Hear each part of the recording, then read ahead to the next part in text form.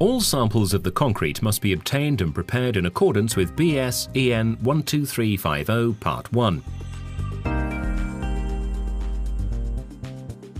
Dampen the mould and base plate and place the mould on the horizontal base plate.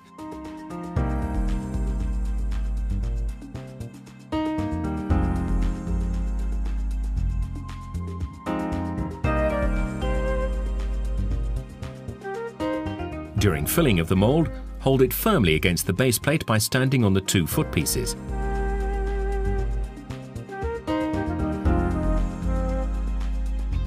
Fill the mould in 3 layers, each approximately 1/3 of the height of the mould when compacted. Compact each layer with 25 strokes of the tamping rod. Uniformly distribute the strokes over the cross-section of each layer.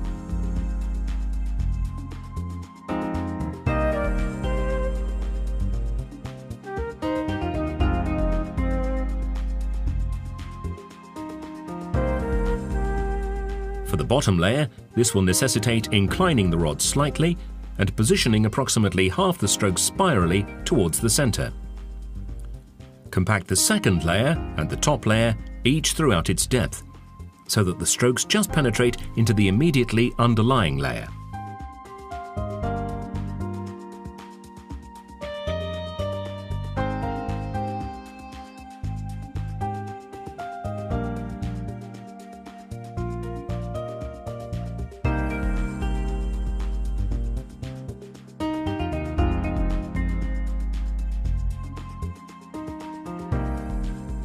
In filling and compacting the top layer, heap the concrete above the mould before tamping is started.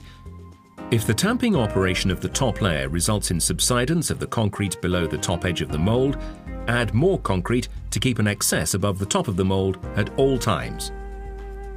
After the top layer has been compacted, strike off the surface of the concrete by means of a sawing and rolling motion of the compacting rod. Remove spilled concrete from the base plate.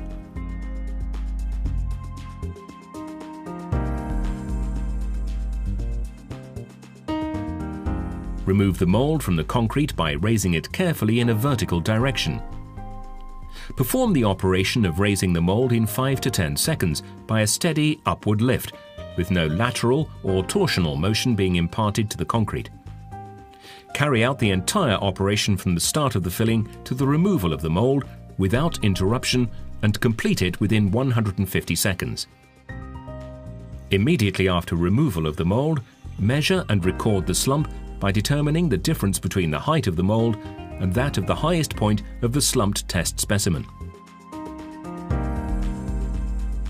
The test is only valid if it yields a true slump, this being a slump in which the concrete remains substantially intact and symmetrical. Report the true slump to the nearest 10 mm. The following information must be included in the test report.